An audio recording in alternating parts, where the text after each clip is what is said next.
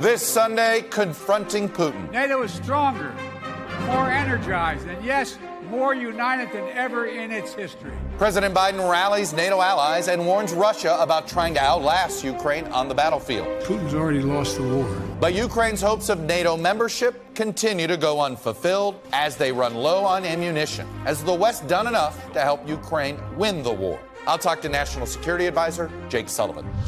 Plus, military readiness. Pentagon officials warn that a single Republican senator's block on top military promotions is now impacting national security. This is a national security issue. It's a readiness issue. As the Republican-led House adds more restrictions on the Pentagon's abortion and transgender policies, with polarizing culture war issues now added to a new defense spending bill. Why do the Democrats think we should spend taxpayer money to pay for abortion or to pay for wokeism in our military? Do they want Disneyland to train our military? How will the Senate respond? I'll talk to Republican Senator Dan Sullivan of Alaska and Democratic Senator Tammy Duckworth of Illinois. And doubting DeSantis. More evidence Florida Governor Ron DeSantis' campaign is struggling, laying off staff and burning through campaign cash too quickly. And it's only July. Not worried about anything, man. We got a plan. Can his campaign bounce back? Plus, director Christopher Nolan talks with me about his new film, telling the story of the scientist J. Robert Oppenheimer and his creation of the atomic bomb.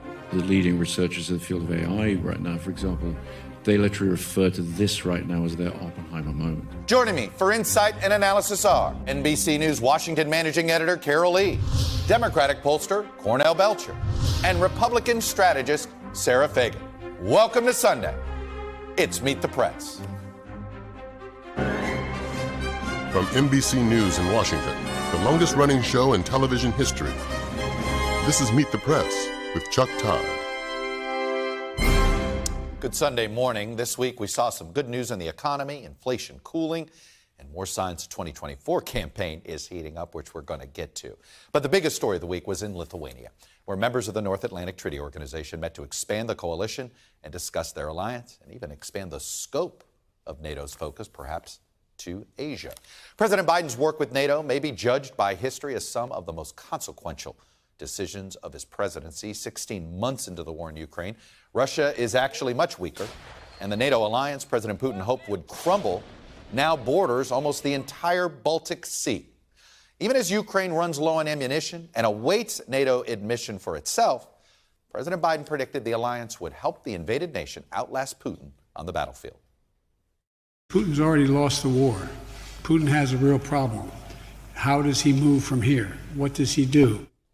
Still, perhaps the most remarkable part of all this is how Biden has succeeded in rallying NATO nations to help fight a proxy war between Ukraine and Russia without putting any American boots on the ground or any NATO boots on the ground, instead adding to the Ukrainian arsenal.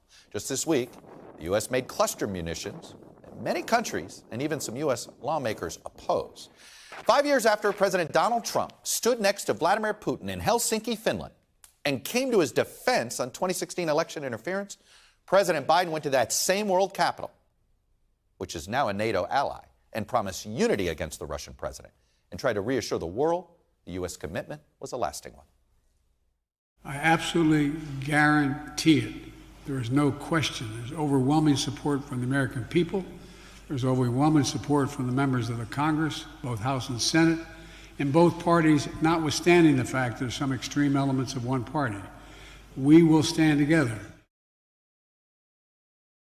And joining me now to discuss all of this is the National Security Advisor to the President, Jake Sullivan. Jake, welcome back to Meet the Press. Thanks for having me, Chuck.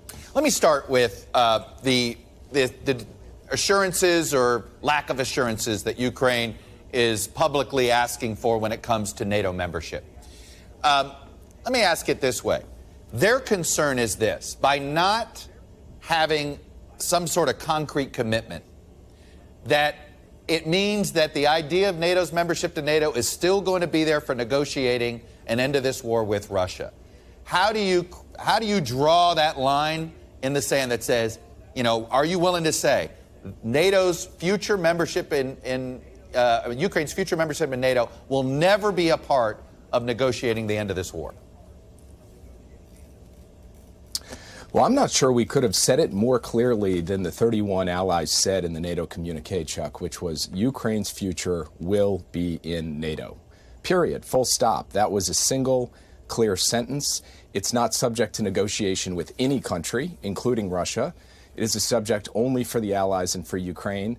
And what the rest of the document that was released at the NATO summit said was that we will work on a pathway between here and when Ukraine actually joins to ensure that Ukraine gets an invitation to join NATO when all allies agree and the necessary conditions are met. But that is not going to be subject to negotiation with Russia. It's that phrase necessary conditions, right? That and I know you've already scrapped the one that they're going to get the fast track that both Finland and Sweden got. But it's even that phrase seems to irritate Ukraine. Any reason to keep that in there? Well, what NATO allies have said is that every member of the alliance, every country that seeks to come into NATO has to meet certain democratic reform standards. And Ukraine's own annual national program, which it agreed with NATO some years ago, indicates that there are further steps it needs to take along the democratic reform path. And if you talk to Ukrainian civil society activists, even members of the Ukrainian government, they would say they want to continue down that reform path. NATO will work with Ukraine to ensure those reforms are completed, and when they are complete, Ukraine will be very much in a position to step forward and meet all of the requirements for coming into NATO. Hey, by the way, do you think do you think Ukraine can hold parliamentary elections this fall? Well, first, ultimately, the decision about how to play out parliamentary elections is up to Ukraine itself. It's not up to the United States. So I'm not going to opine on the steps they need to take to ensure they're staying consistent with their Constitution, only that we want to see that rule of law, democracy, and fidelity to the Constitution are respected. And the Ukrainians will work out for themselves how that plays out with respect to elections this fall. Would it be a problem for the United States, though, if they postpone those elections?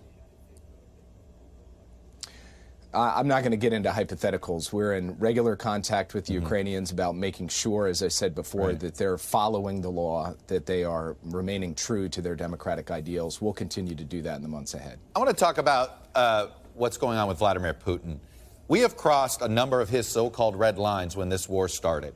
Finland and Sweden have joined NATO. That was a red line. Increasing NATO troops in Europe was a red line at one point for him. Supplying fighter jets and tanks to Ukraine was one time considered a red line. Providing long-range missile systems. We've done all of those things. Why do you think number one, why do you think there hasn't been a response by him, number one? And why do we take any other red lines seriously with him? Well, at the beginning of this war, President Biden laid out the American position, which was we are going to take dramatic, bold steps to help Ukraine defend its sovereignty and territorial integrity. We were going to ensure and sustain the unity of the West, and we were going to make sure that we did not end up in World War III with Russia, meaning U.S. troops fighting Russian troops in Ukraine or anywhere else.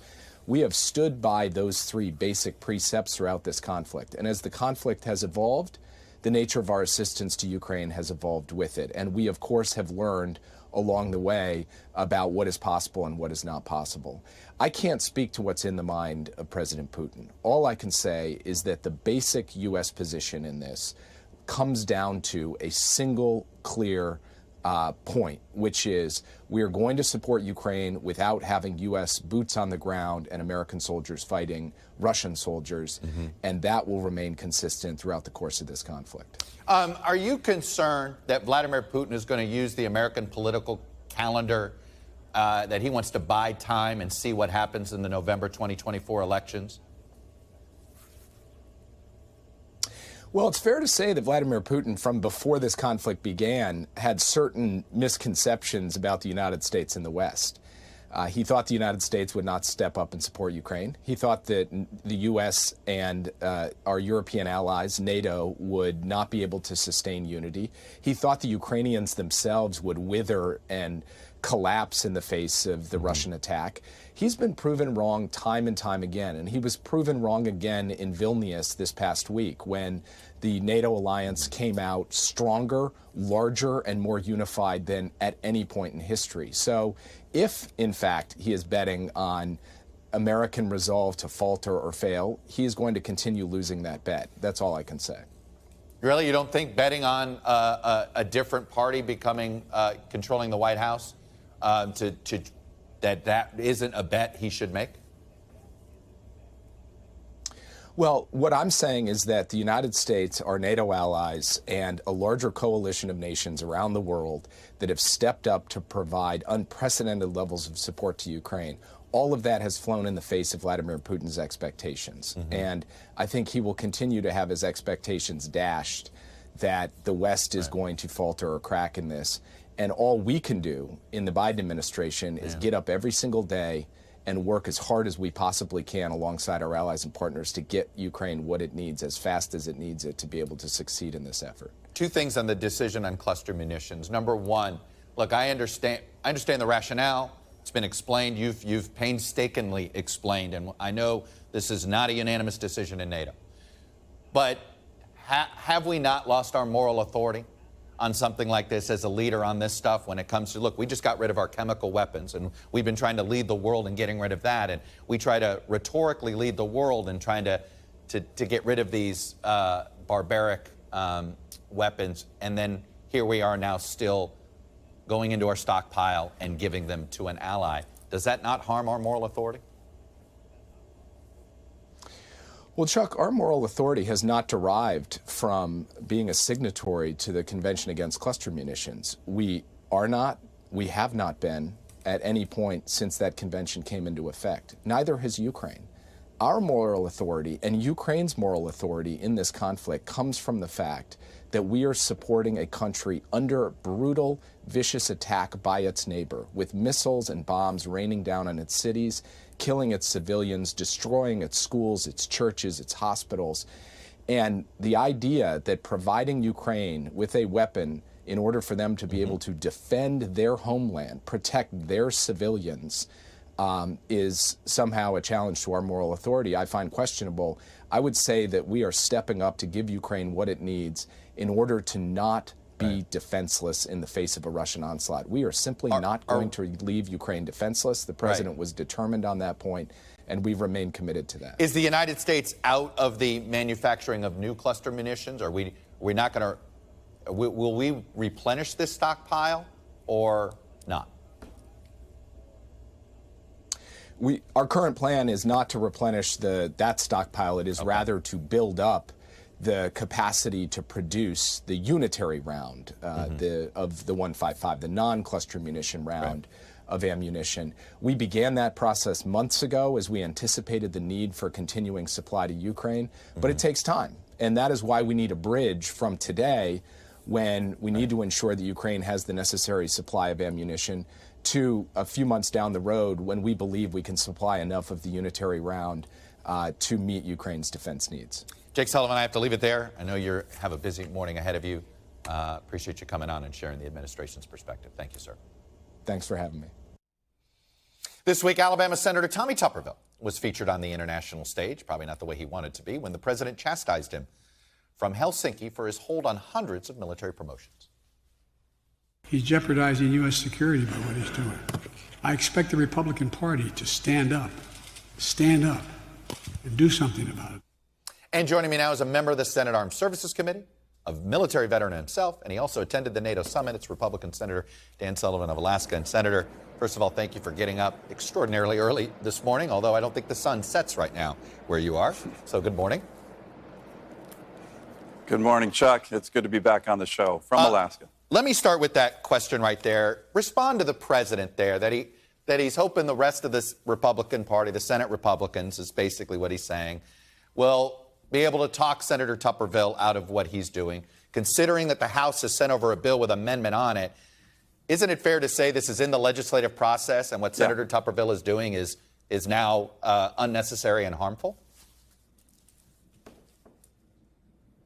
Well, I hope we get a chance to talk about the NATO summit, but let me address that. The president, a lot of my Democratic colleagues are talking about this as a big national security issue. I think we should be clear. The biggest national security issue from my perspective, Chuck, is the Biden administration is continuing to put forward defense budget cuts during what everybody and the president agrees with this, so does the Secretary of Defense, thinks is the most dangerous time since World War II, right? The budget for next year is going to take us below 3% of GDP spending. That's the lowest level in almost 70 years. So to me, that's the biggest national security threat and readiness threat we have facing us, and that's something the president needs to address directly. Now, to Senator Tuberville, as you know, every senator has the right to place holds on nominees on an issue of policy importance.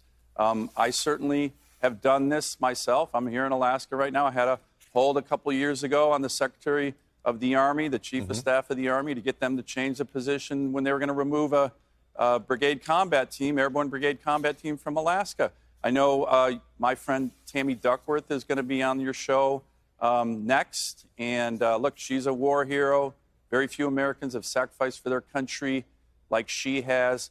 But Senator Duckworth has had the exact same hold that Tommy Tuberville does a couple years ago on generals to be promoted. Here's the bottom line, and I think you're getting at it, and I think we're getting closer here. Every single one of these kind of holds, 99% of them, get resolved through compromise.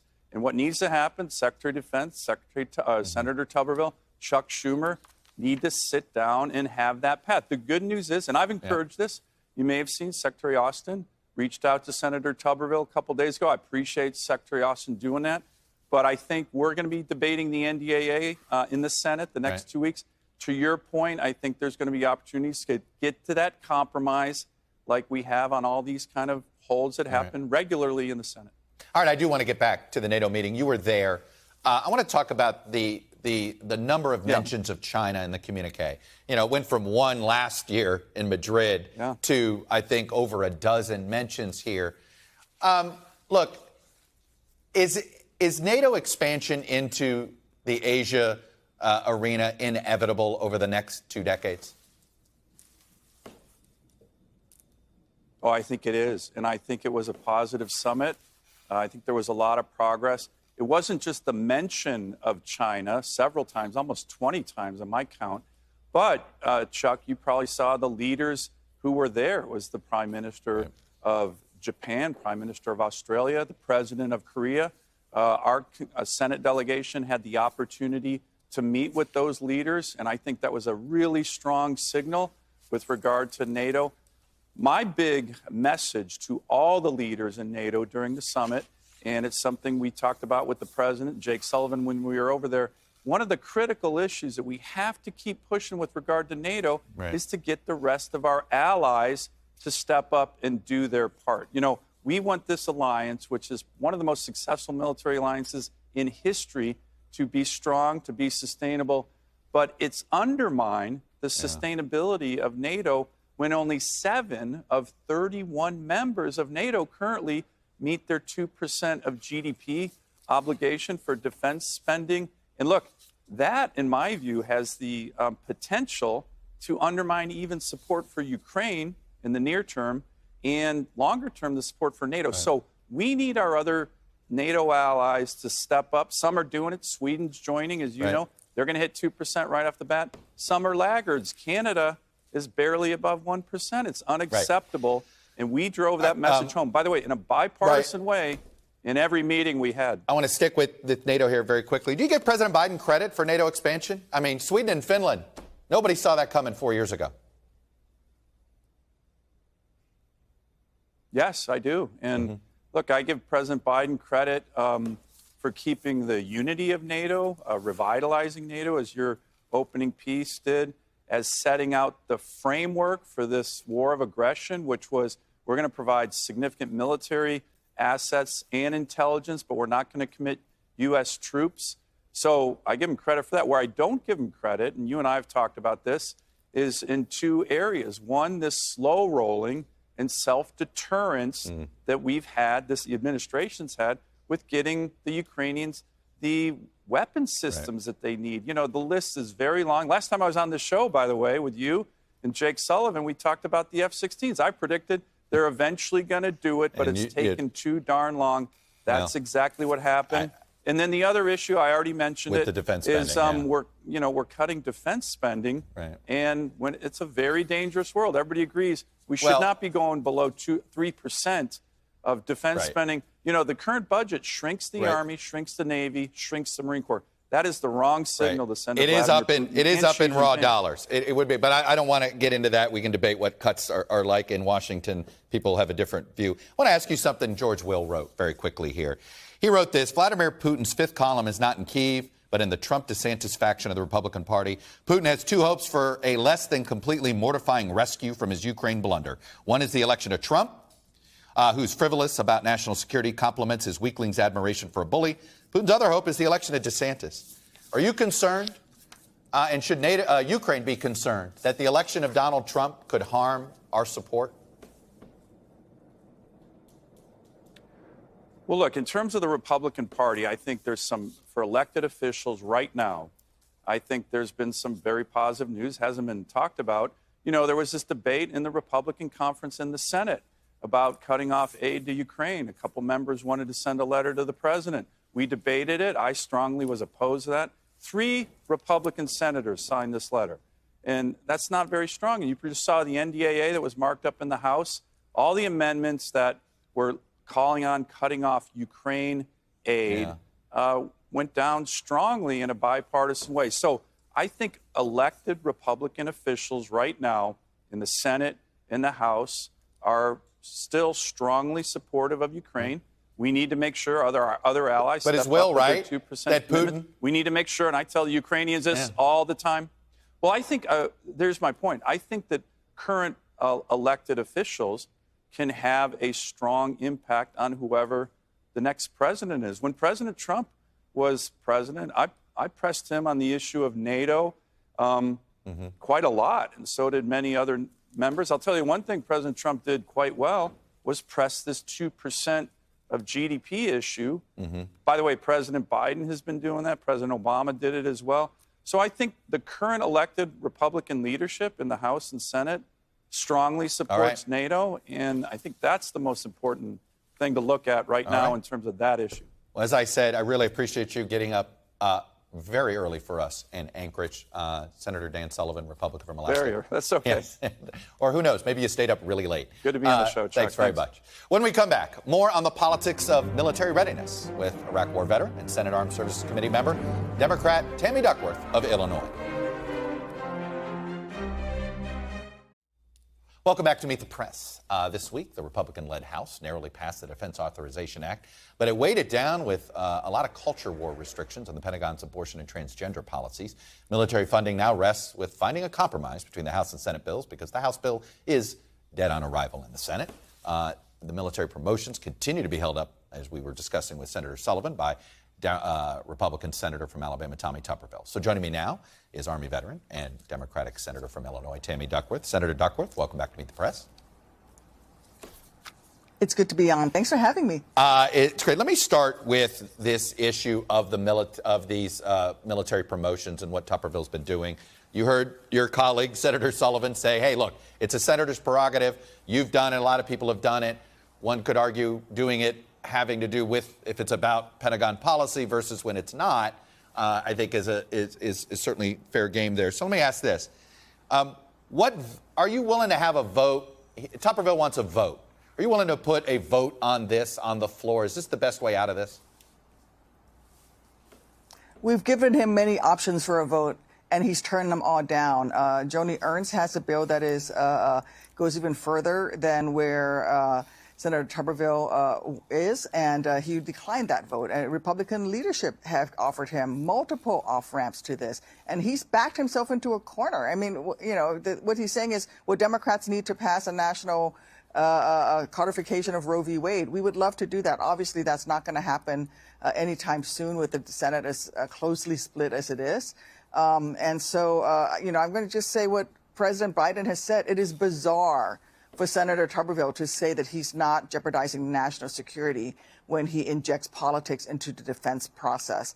And frankly, this is not the time to do it, not when there is a war going on in Europe, not when American leadership is vital to the international global order. For him to really jeopardize our national security by injecting politics and preventing our military leaders from being able to take their positions and do their jobs is really, it's beyond distressing. It is just that. It is a jeopardization to our national security. Is there any other way around this? Or is this power of one senator hold something that it's one senator and this is the way the Senate works? Well, in part, one of the ways we can do is we can vote on each individual nominee, but that would take well into next year. The process is very slow. What Senator Tuberville is doing is upsetting how we normally confirm candidates. We would take, all 250 officers and say, okay, with unanimous consent, let's go ahead and promote all of these officers. And generally, there's unanimous consent. And Senator Tuberville is the one who's saying, nope, I want this done one by one. Well, there's so many promotions that we're going to fall further and further behind, and we could never get any other business done. Senator Sullivan is a good friend of mine. We've traveled together. We have shared many of the same concerns. And then he's right. This is something that is done often in the Senate, but not to the extent that Senator Tuberville is doing it. I only held for 14 days, and that was over Alexander Vindman being retaliated against by the Trump White House. And right now, Senator Tuberville is jeopardizing our nation's ability to lead the free world at a time when there's a war in Europe because he wants to inject politics into this. I want to ask you the same question about NATO expansion that I asked Senator Sullivan. Do you think NATO expansion to Asia is inevitable over the next decade or so? I think it is. I agree with my friend. And frankly, it already has started to do that with our successful AUKUS agreement between the UK, Australia, and the United States. Our Asian allies, I will tell you, I travel extensively throughout the Indo-Pacific, and our Asian allies are looking very closely to what has happened with Ukraine and realize that there is a greater need to participate themselves in NATO as well as NATO allies coming back into the Indo-Pacific region. I think what Vladimir Putin has done is not only has he expanded NATO, he's actually strengthened the resolve of countries like Japan and Korea and Taiwan and other nations. Even the ASEAN nations put out a statement of condemning Russia's actions in Ukraine. So he's, in fact, united the world in a way against what he's doing there.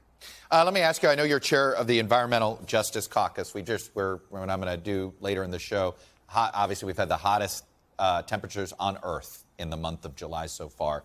Among the proposals to deal with extreme heat is I was talking with the chief heat advisor of Phoenix, and he wants extremely hot days to be considered natural disasters and national emergencies and have FEMA funding kicked in on that. It would mean a lot more money for FEMA if we could fund FEMA that way. Do you think that's something that's coming and that should be a role for FEMA? I don't think so. But I will tell you one of the things that we can do to cool the earth back down is to transition into greener energy alternatives. My home state of Illinois is a big energy state. We have more nuclear reactors than anyone else. We grew 100,000 new jobs in 10 years under wind. And of course, biofuels. And this is where we really need to turn and look at companies like United Airlines that is looking to be a leader when it comes to sustainable aviation fuel. There's nothing better than good old American-grown corn and soybean to produce the biofuels that will lead us into a greener future. And I want to ask about the Supreme Court. I know there's a lot of progressive Democrats that would like to see the president and other Democrats speak out about court expansion rather than maybe trying to work within the rules that exist. Where are you on this? I think I'm not opposed to court expansion, but I'm not certainly there where I would support it at this point in time. I think what we need to do is what we're continuing to do, and my senior senator from Illinois, Senator Durbin, is doing a great job of confirming justices to all of the various levels of federal benches so that we have folks in place who can be elevated to the Supreme Court, who are not going to be the activist judges like Neil Gorsuch, who, by the way, did not tell the truth when he came up for his confirmation hearing. In fact, he told Senator Collins that he would not oppose or work to overturn Roe v. Wade, and that's exactly what he did. Similarly, justices like Amy Coney Barrett. And so we need to take a look at where we're going in terms of confirming judiciary appointments all across the country. Senator Tammy Duckworth, Democrat from Illinois, appreciate you coming on and sharing your perspective with us. Thank you. Thanks for having me on. Well, before we go to break, FBI Director Christopher Wray had to fend off House Republican attacks this week in a congressional hearing. Wray, a Trump appointee and registered Republican, took particular offense from the assertion from some members that somehow he was helping law enforcement weaponize the FBI in favor of Democrats in the executive branch. But guess what? These fears about the FBI is nothing new. Back in 1976, then presidential candidate Jimmy Carter detailed his fears of how politics could corrupt the FBI and Justice Department in the post-Watergate era. Take a listen.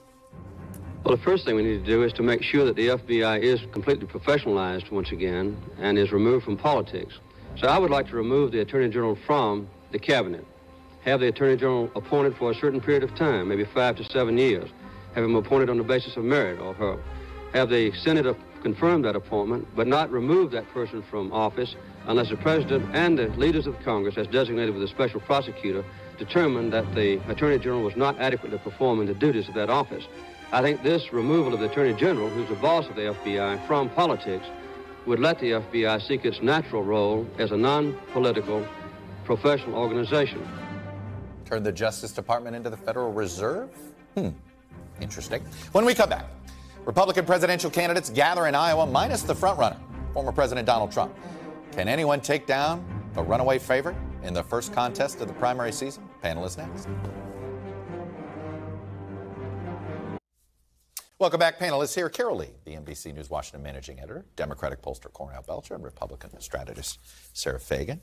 A little more intimate here. Let's start with Ron DeSantis news. You know, every month since February, there has been a story about Ron DeSantis has problems. We had in February impatience because he hadn't gotten in. In March, donors were starting to look at other challengers. In April, it was, there already needs to be a shakeup, and he hadn't formally announced. In May, more donors fretting. In June, the campaign launch itself fizzled, and now, once again, here we are, and this FEC report was the picture of a bloated campaign that we've seen before, and the Scott Walker parallels from 2015 are suddenly here. Is this a time to panic in DeSantis' world? Well, you can see it in the sense that they already had this shakeup. There's expected to be more to come in that space. And the FEC report, what it did was really underscore and confirm a lot of the concerns that donors had, that people who wanted DeSantis to be the Trump alternative had. When you talk to allies of the governor, they will say that his strategy is win Iowa, play a long game, put in the work, grind it out. The question is, do they have the resources to go the distance like that? And right now what you're seeing is he had some big donor support. Right. The grassroots is not there. It's with former President Trump. And so how he executes this strategy is really a big question. Yeah, I was just going to say, Sarah, we did some analysis here. He's got a lot too many maxed out donors already. He only got 14% of his haul from small donors. There was a story about, they're trying to be more honest about their small donor fundraising. I think that's what you say when you want to explain away why you're not doing this. You've seen, we were just talking before, there always is this one campaign that sort of their eyes got bigger than their stomach. Yeah, I mean, they were running the campaign of inevitability, and it was them and Trump, and that's not what's happening. Yeah. You see Chris Christie on the rise in New Hampshire. You see Tim Scott becoming the darling of donors. They have to fundamentally adjust their mindset, which is that they're going to have to knock off everyone else and then be the person who takes on Trump. And there's still plenty of time to do that, and he has plenty of resources to do that. But he's going to have to fundamentally kind of adjust his strategy. Cornell, a lot of DeSantis supporters are going to point to something that you were a part of, which was 2007, Barack Obama. Donors were fretting. How come he hasn't caught Hillary yet? Is that fair, or is that missing something? Well, the dynamics are very different here. One of the things that and look, I would argue that it's really early, and that this. I don't argue that, but that's okay. I don't think it's early anymore. I don't think it's early anymore either. I was going to get to that point. Yeah. But you also see one of the things that's most disturbing about DeSantis is that he's losing support. And all the polls that we're seeing now, he's not. I mean, he's weaker now than he was a month ago and 2 months ago. We never saw that with Barack Obama. Barack Obama started out 20 points behind Hillary. Right. Everywhere we made the argument that, again, this is not a national election. We will take this state by state. Well, this is what DeSantis is arguing. We'll take the state by state. But Barack Obama wasn't losing support. Right. DeSantis has shown up, and voters have taken a look, and they pulled back from him. I do think Cornell makes an important point. That has been, I mean, you just see it. Well, it is a good point, which is what I sort of stand by in my statement, which is you kind of got to fundamentally shift your mindset here, which is now you're in the game of inches, and you have to survive on the debate stage, acknowledge today you're probably not going to be the winner of the debate, and start to downplay expectations, and then inch by inch go win Iowa, which is what the campaign is saying is a big part of their strategy. They're going to have to win Iowa. And if that were to happen, then certainly we'd be having a very different conversation. But real quickly, part of the issue with DeSantis trying to downplay expectations and kind of run as if he's the underdog now is that is not part of his brand. His brand is I'm a winner, I'm strong, I'm going to beat Trump, I'm the alternative, it's me. And so it'll be interesting to watch how he tries to navigate that because it's so counterintuitive to what he's presented himself as. Really quick, I can make a quick point. The problem is that you've got to make it up in the debates. I think the debates now become more important because look, you're not going to spend advertisement. What happens if there's no Trump in the debate? If you're DeSantis, he needs Trump in that debate. I totally disagree. This is kind of my point, which is this is no longer an election between Trump and DeSantis. It's an election between Trump and everybody else. And so who is going to be the person? So if you're DeSantis, would you actually not want Trump in the first debate now? Actually contrast yourself with Tim Scott? Potentially. Potentially. I mean, they have to have a fundamental mind shift because they are not going to clear the field. They haven't cleared the field. They messed up. They had a shot. They had a shot, and it's over. And now the field is on the ascent. Yeah. And he's going to have to figure out how to beat down the field. And if I'm Trump, I don't get in debate. I would tell Trump, if I were Trump, I wouldn't do debate because you're 30 points ahead. Only thing you can do is take punches on that debate stage. Hey, Carol, before we go, you had some reporting out of the White House. We talked a little bit about the whole what's going on with the defense bill and military promotions and that the White House wants to try to make this more public.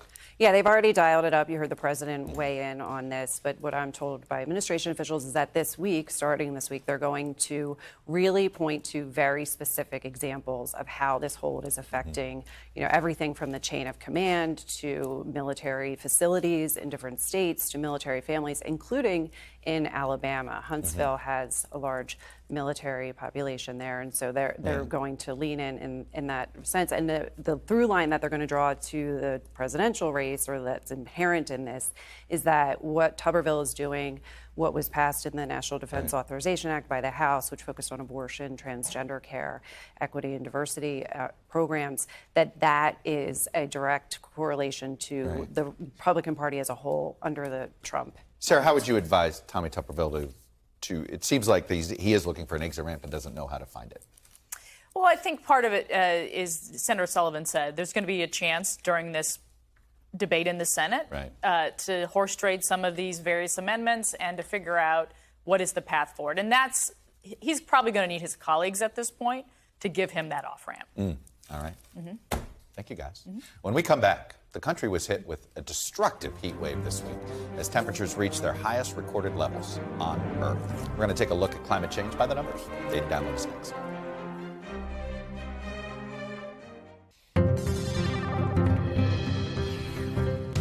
Welcome back. Data download time as reports of record heat waves and wildfires and floods come in.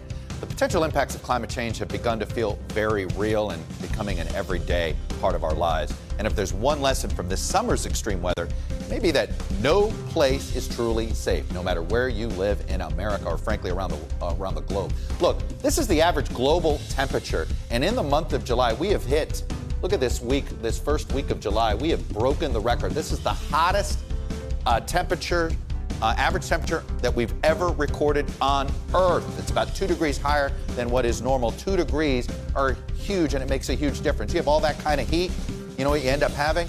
High water temperatures. 92.7 degrees on Wednesday in Florida. This is not the air temperature in Florida. Hey, that's just normal summer. This was the temperature of the water around Key West. When you have the temperature that high, it puts coral reefs at risk. You have coral reefs die, you get rid of natural flood protections, you get rid of fish, you hurt industry. It has a huge economic impact and a huge, obviously, environmental impact.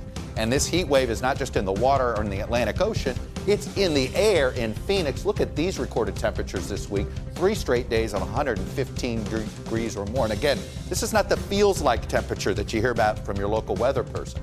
This is the actual air temperature in Phoenix. So that's heat.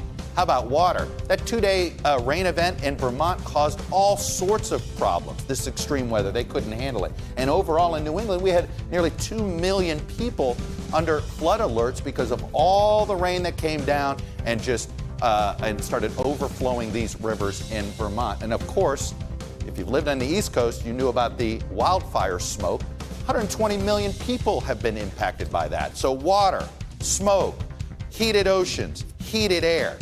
Guess what? This month, the whole world and the whole nation is experiencing what extreme weather is like. When we come back, my conversation with director Christopher Nolan on his new film, Oppenheimer. When we detonate an atomic device, we might start a chain reaction that destroys the world.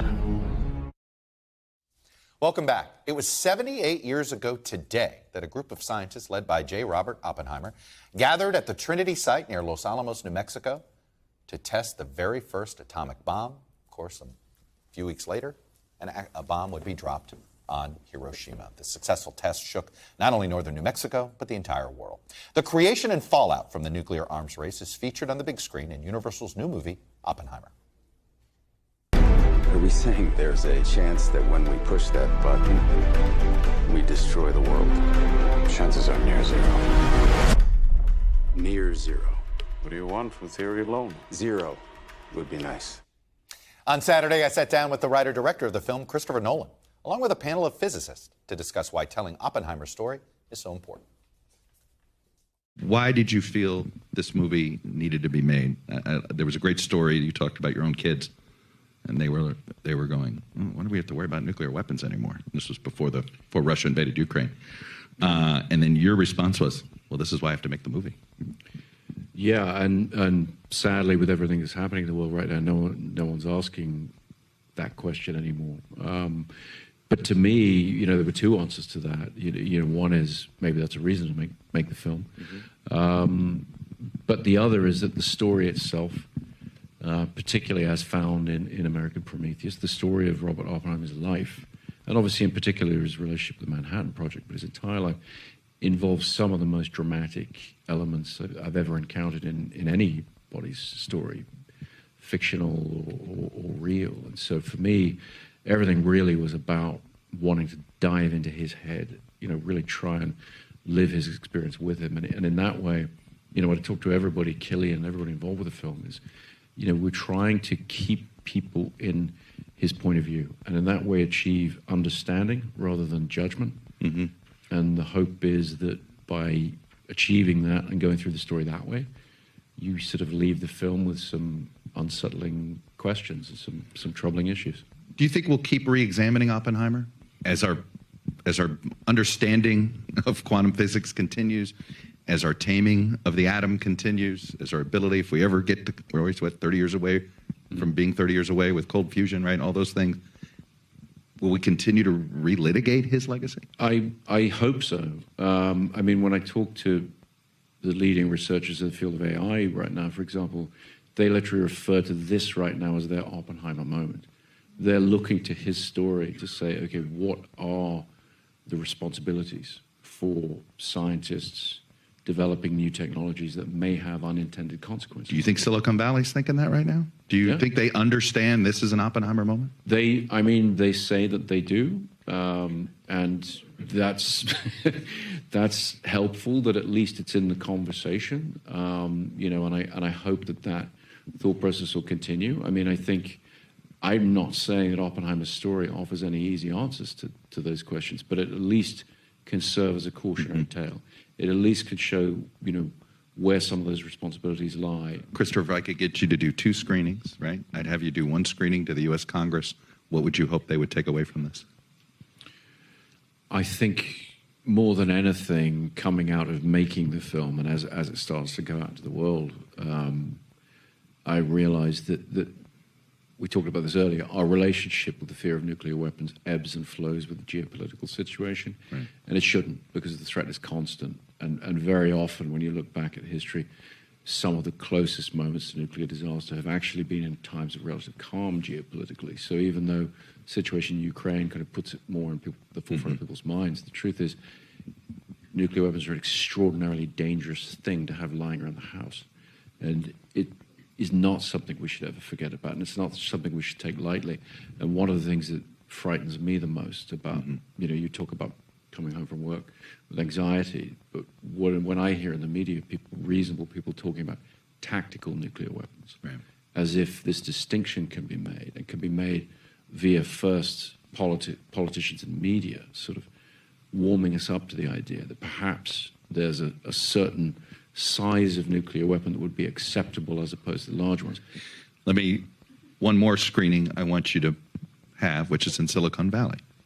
And what do you want those guys to take away from this film? I think what I would want them to take away is the concept of accountability.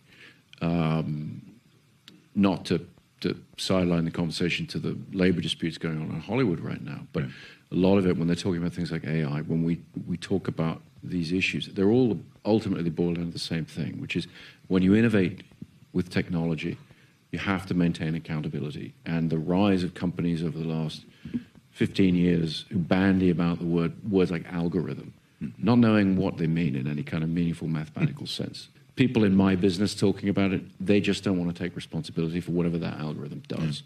And applied to AI, that's a terrifying possibility, terrifying.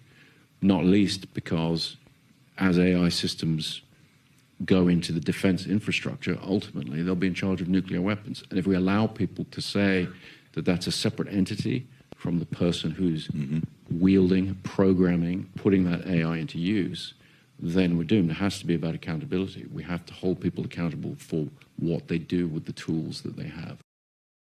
As you can see there, AI and nukes, ouch. Oh, Oppenheimer can be seen in theaters and IMAX nationwide this week on Friday, July 21st. Another quick programming note, this week's episode of Meet the Press Reports is on the living wage. Talk with former presidential candidate Andrew Yang, who advocated a universal minimum income of $1,000 a month, and the fight many Americans have to make ends meet. That episode and all of Season 6 is available right now on Peacock and YouTube. That's all we have for today. Thanks for watching. As if it's Sunday, it's Meet the Press.